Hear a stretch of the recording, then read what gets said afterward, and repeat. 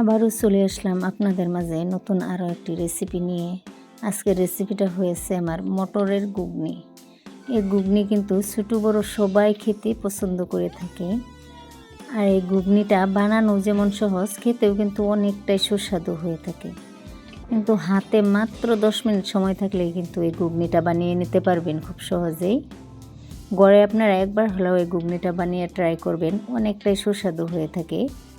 আর যদি এরকম লুচি পুরির সাথে হয় তাহলে তো একদমই জমে যাবে। যারা ভাবতেছেন যে ঘুগনিটা কিভাবে বানাবো বা কিভাবে রান্না করব, তাদের জন্য আজকের এই ভিডিওটা ফলো করে আপনারা ঘুগনির রেসিপিটা বানিয়ে নিতে পারেন। তাহলে চলুন মূল ভিডিওতে আমরা চলে যাই। এখানে আমি দেখেন মটরশুঁটি, শুকনো মটর আমি ভিজিয়ে রেখেছিলাম রাত্রে। তো দেখেন ভালোভাবে ফুলে উঠেছে।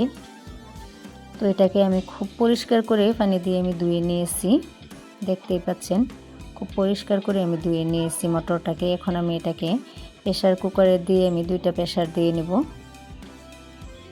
তো প্রেসার কুকারে আমি ঢেলে দিলাম। ঢেলে দেওয়ার পর আমি এখানে অল্প পরিমাণে আমি লবণ দিয়ে দেব। লবণটা দেওয়ার পর আমি এটাকে খুব ভালো করে মিশিয়ে দেব পানির সাথে লবণটাকে। আর আমি ছোটো সাইজের 2টা আলু আমি এভাবে টুকরো করে রেখেছিলাম, সেই আলুটা আমি এখানে দিয়ে দেব। আলু আর মটরটা আমি একসাথে সিদ্ধ করে নেব। এখন আমি কুকারের ঢাকনাটা লাগিয়ে দেব। লাগিয়ে আমি এটাকে গ্যাসের চুলায় আমি বসিয়ে দেব। আমার সিটি দেওয়া হয়ে গিয়েছে। এখন আমি এটাকে নামিয়ে আনলাম। ঢাকনাটা আমি এবার খুলে দেব। তো দেখেন এটা কত সুন্দরভাবে সিদ্ধ হয়ে গিয়েছে। আপনাদেরকে আমি অল্প উপরে উঠিয়ে দেখিয়ে দেব। এটা কিন্তু খুব সুন্দর করে সিদ্ধ হয়ে গিয়েছে।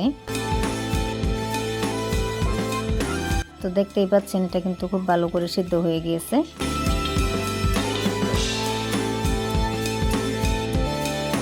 এখন আমি এটাকে সাইডে রেখে চুলায় আমি একটা প্যান বসিয়ে দেব। এখানে আমি দিয়ে দেব সাদা তেল পরিমাণ মতো। তেলটা আপনাদের পরিমাণ মতো আপনারা দিয়ে দেবেন, যেহেতু আমি তেলটা এখানে কম ব্যবহার করব। তো অল্প ওইভাবে নাড়াচাড়া দিয়ে আমি মিশিয়ে দেব। তেলটা ভালো করে গরম হওয়ার পর এখানে আমি কোচানো পেঁয়াজ দিয়ে দেব।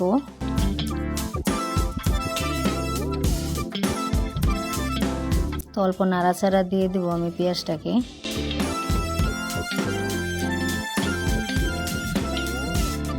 যারা ভাবতেছেন যে ঘুগনি কিভাবে বানায়, তাদের জন্য আজকের এই ভিডিওটা ফলো করে কিন্তু আপনারা ঘুগনিগুলি খুব সহজেই বানিয়ে নিতে পারবেন।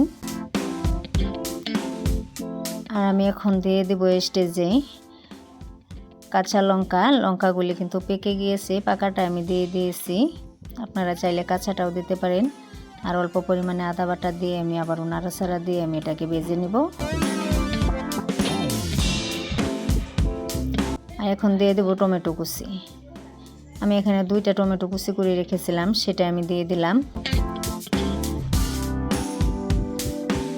এই ঘুগনিটা কিন্তু সন্ধ্যার টাইমে হলে অনেকটাই সুস্বাদু হয়ে থাকে আর সবাই খেতে পছন্দ করে থাকে। অল্প পরিমাণে আমি লঙ্কা গুঁড়ো দিয়ে দিছি। আর অল্প পরিমাণে দিয়ে দেবো আমি হলুদ গুঁড়ো। আর পরিমাণ মতো দিয়ে দেবো আমি জিরার গুঁড়ো।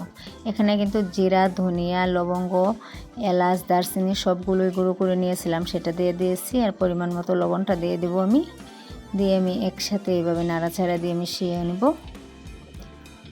এটাকে কিন্তু মশলাটাকে অল্প ভেজে নিব আমি। ভেজে নিলে কিন্তু এর কাঁচা গন্ধটা চলে যাবে। আর হাফ কাপ আমি এখানে পানি দিয়ে দেব। তো এই হাফ কাপ পানিটা দিয়েছি আমি। এটাকে খুব ভালো করে আমি কষিয়ে নিব। এটাকে ভালো করে কষিয়ে নিলে এর কাঁচা গন্ধটা চলে যাবে। আর স্টেজে আমি দিয়ে দেবো এখানে মটরশুঁটিটা। মটর আলুটা আমি যে সিদ্ধ করে রেখেছিলাম সেটা আমি দিয়ে এটার সাথে আমি খুব ভালো করে কষিয়ে নিব। মশলার সাথে একবার কষিয়ে নিলে তারপর ঝোলটা দিয়ে দিলে এটা কিন্তু অনেক সুস্বাদু হয়ে থাকে।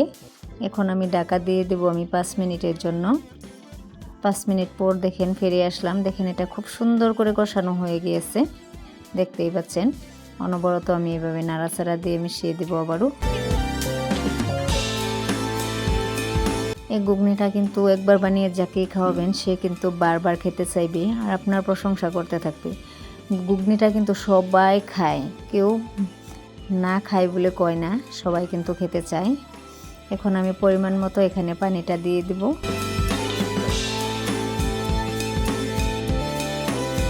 যেহেতু আমি এটাকে অত শুকনো করব না, তাই আমি পানিটা অল্প বেশি করে দিয়েছি। আপনারা আপনাদের মেজারমেন্ট অনুযায়ী দিয়ে দিবেন পানিটা। এখন আমি আবারও এটাকে ঢাকা দিয়ে দিব 10 মিনিটের জন্য। 10 মিনিট পর আমি ফিরে আসলাম। দেখেন এটা কিন্তু একদম রেডি হয়ে গিয়েছে, একদম 90% কুক হয়ে গিয়েছে এটা। হ্যাঁ, এইভাবে অল্প নাড়াচাড়া করতে করতে আমি কিন্তু এটাকে নামিয়ে নেব। তো দেখেন এটা ভালো করে কিন্তু সিদ্ধ হয়ে গিয়েছে। এখন আমি চুলার আঁচটা বন্ধ করে দিয়ে এটাকে আমি চুলা থেকে নামিয়ে নেব। নামিয়ে নেওয়ার পর আমি দেখেন প্লেটের মাঝে আমি এটাকে নামিয়ে নেব।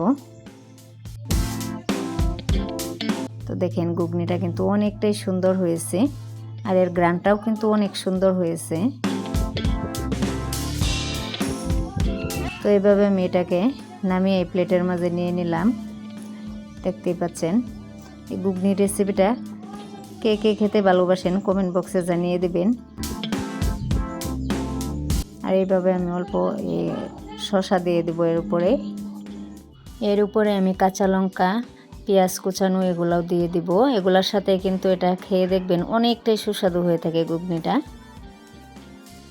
আজকের এই ঘুগনি রেসিপিটা কেমন হয়েছে কমেন্ট বক্সে জানিয়ে দিবেন ভালো লাগলে। তো এভাবে লুচি, পুরি এগুলোর সাথে, পরোটা এগুলোর সাথে এই ঘুগনিটা খেলে কিন্তু অনেক সুস্বাদু হয়ে থাকে।